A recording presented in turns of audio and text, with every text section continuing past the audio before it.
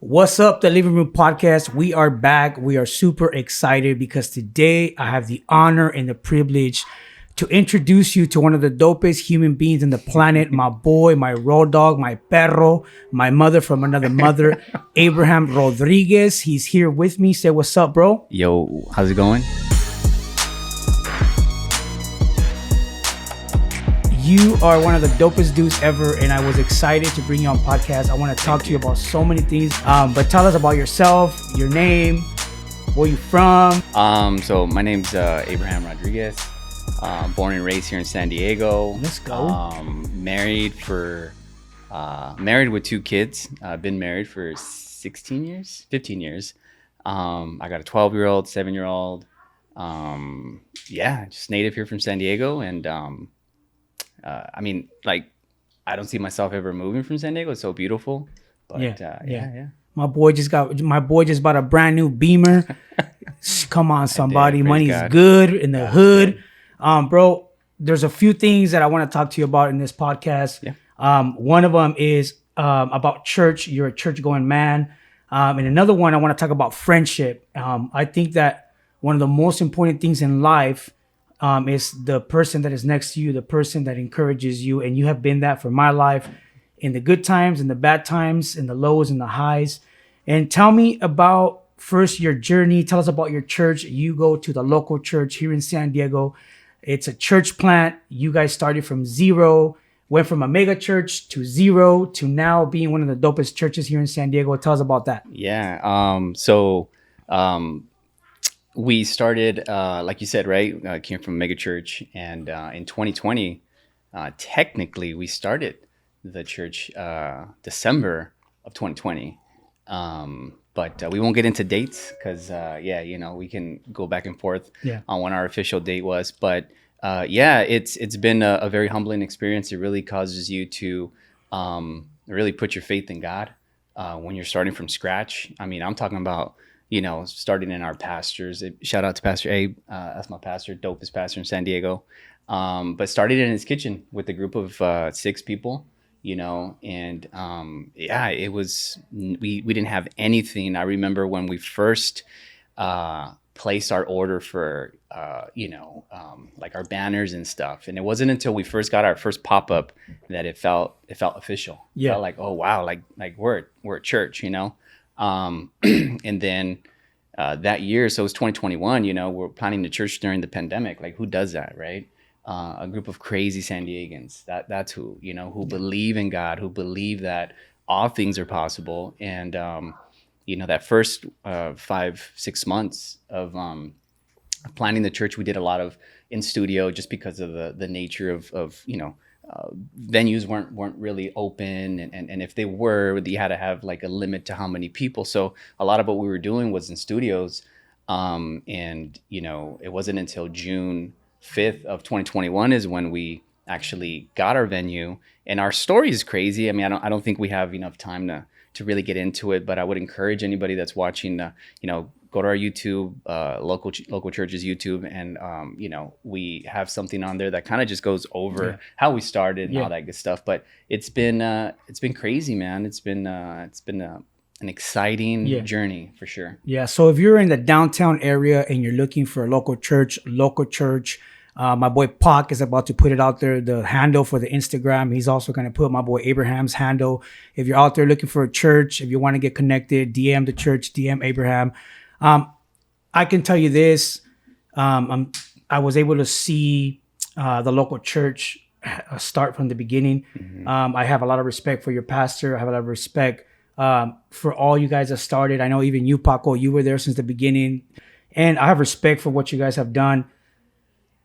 As you're the GM of the local church, and I want you to tell us how important it is to be there as the guy that's helping your senior pastor, the guy that holds your senior pastor accountable, the guy that encourages your senior pastor, the importance of your role as you plant a church and as you grow.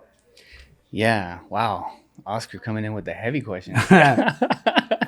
How is it? It's, it's definitely been a challenge to be put into a role that, I've never been a GM, right? General manager, grill master is what they call me, the unofficial official name. But yeah, no, it's helping him and helping the team and really just this is going to sound cliche, but I think one of the biggest things is, as they say, like your greatest ability is your availability, and leading a team for me, starting as quote unquote the GM, I'm not gonna lie, I don't like titles and stuff, but it is what it is, right? You need a title sometimes because it brings clarity. People know who to go to with titles, and especially when you're starting an organization. Yeah. But yeah, man, getting to know, Pastor Abe over the last couple of years has just been amazing. Getting to know the team, and really getting to know the people on a personal level. I think Yeah. for me has been the biggest, has had the biggest impact on my life. And then you have the organizational stuff, like the admin stuff, all that we're still figuring out. Some Yeah. of it we figured out, some of it we're learning because we've never. I mean, we're church planners. Yeah. With no like financial resource to be able to pull in. So it's been humbling, but it's been exciting. Yeah. That's good, bro. Just thinking about the conversations that we have and what you have done, because you're a father, you're a husband, and being able to have time for church, for your wife, for your husband. I see you. You spend time with your kids. I know on Saturdays I'd be blowing you up, and you're like, I'm in the zoo. So just Yeah. having that balance and really being that man, to me, and I'm sure when the time comes, Pastor Abe's gonna do it. To me, you're a pastor. You're the people's champ. People love you. People respect you. I respect you. Thank you. And as a church planter, there's a lot of churches here that are coming to San Diego who are planting. What advice do you have for them as they get going here in San Diego?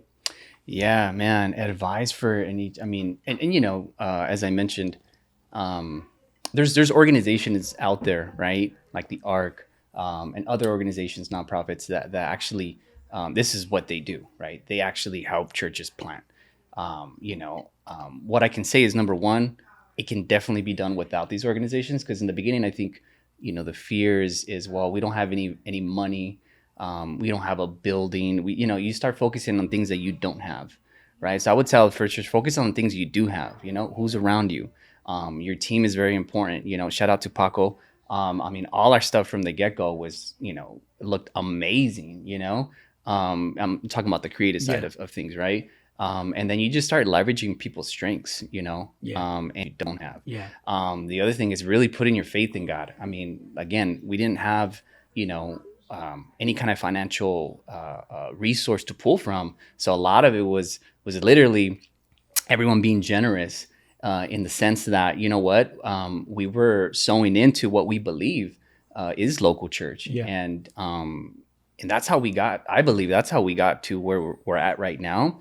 God brought the right people, and I mean, again, it's been a crazy journey, but Yeah. that would be the number one advice that I would No, and I give. love what you said, because everybody focuses on what they don't have, and they don't understand that what you do have in front of you is special, and you build on that.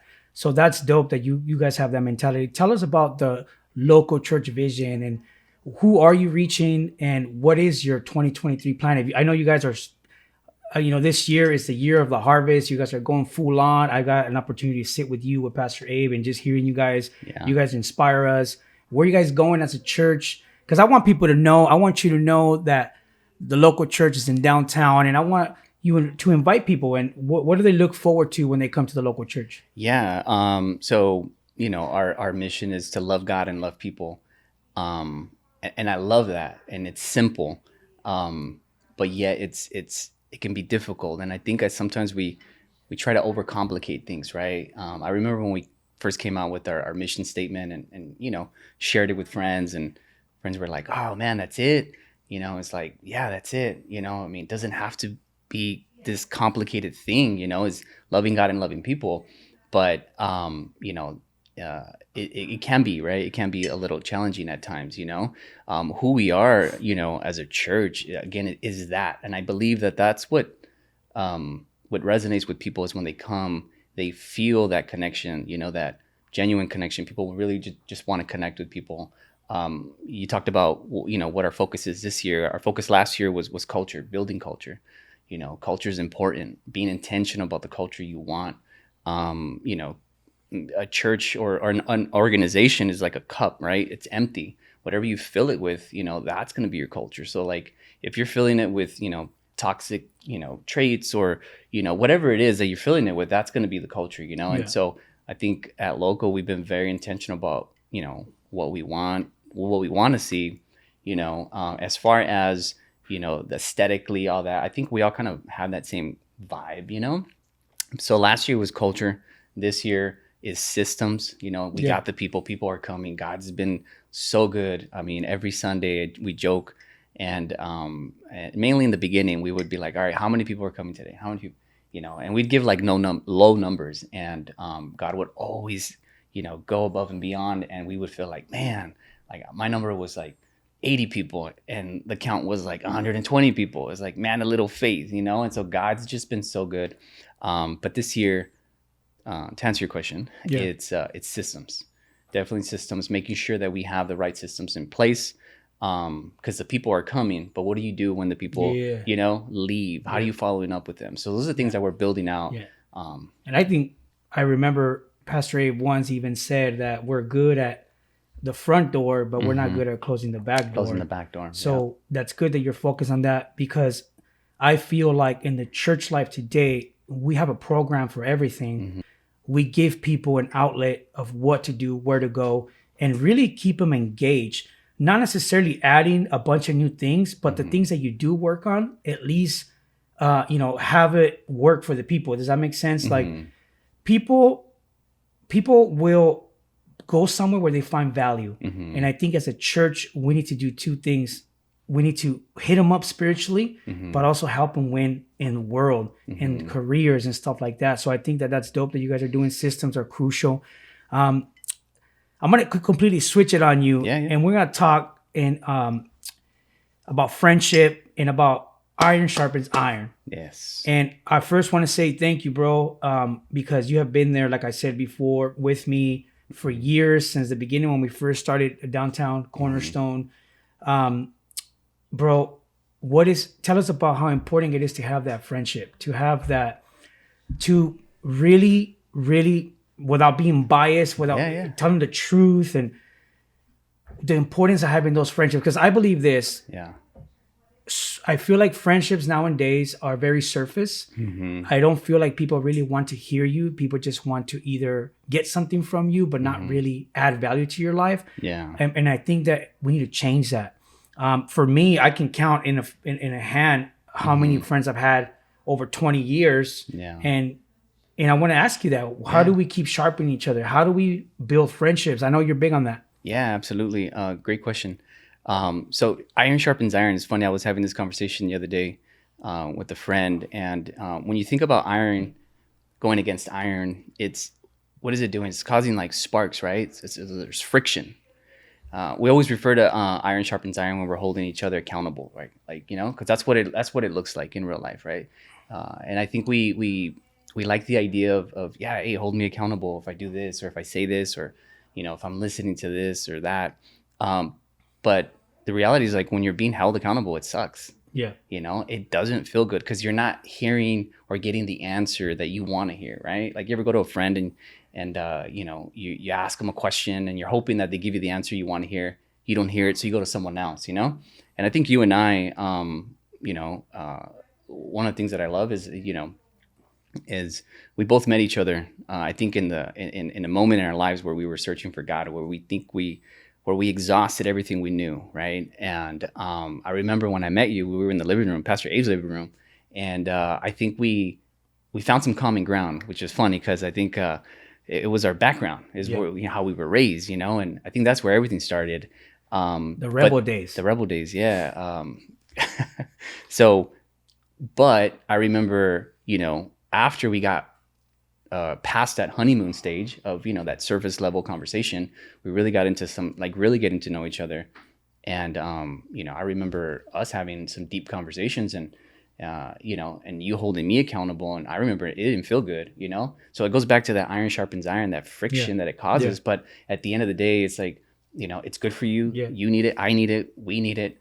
And yeah. And what was it? I'm sorry. What was the No, follow no, up to that? no. I just want to follow up on that because our relationship is so dope because we were able to hold each other accountable as brothers in the faith and as human beings, but also celebrate each other. I think nowadays people have a hard time celebrating each other, celebrating the wins. I remember that, and it sounds kind of weird, but this is ministry. But as I was moving up in ministry, I brought all you guys along. You, my boy Moy, rest in Yeah. peace. Love you, brother, from heaven.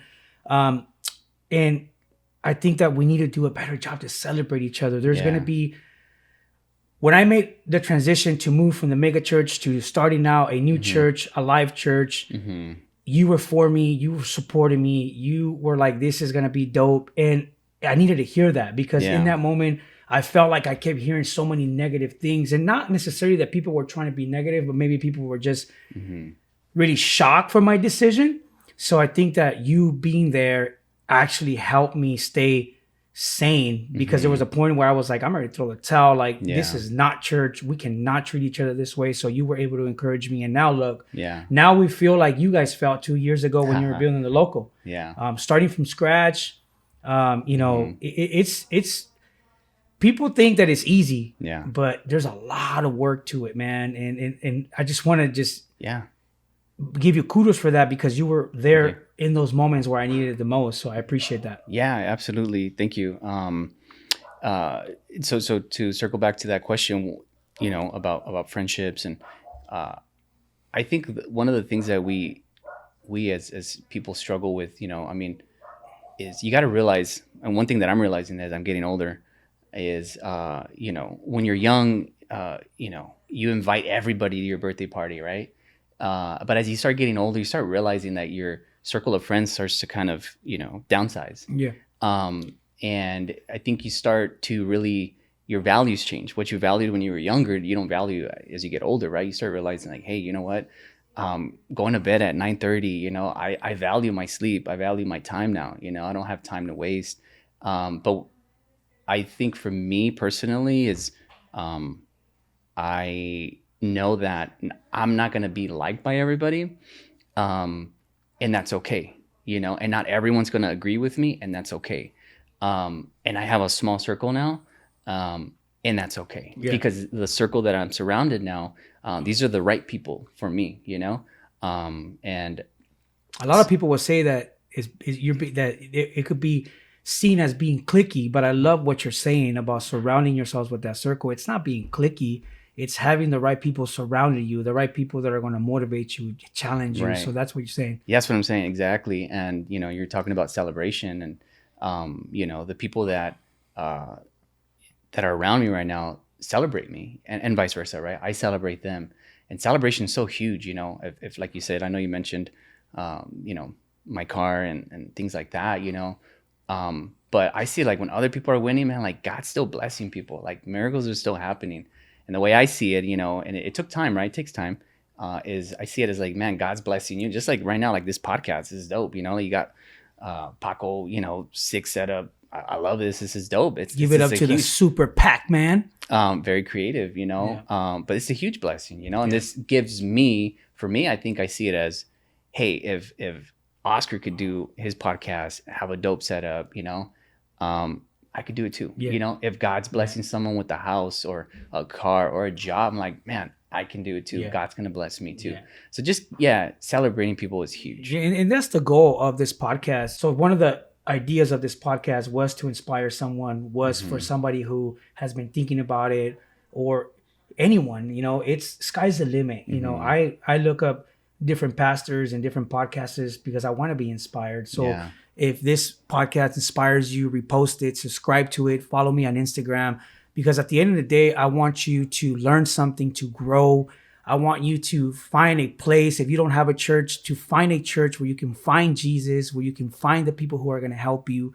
So that is what this podcast is all about. And I'm fired up about it. This is just the beginning. Right now, I feel like we're still in the testing modes of like podcasts.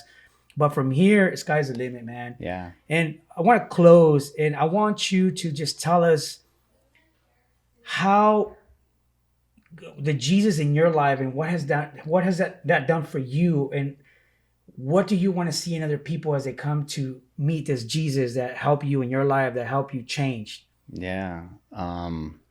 Great question. So what I would want people to know, number one, man, is just trust the process. Again, I was having a conversation with with someone today, and we were talking about the desires of the heart, right?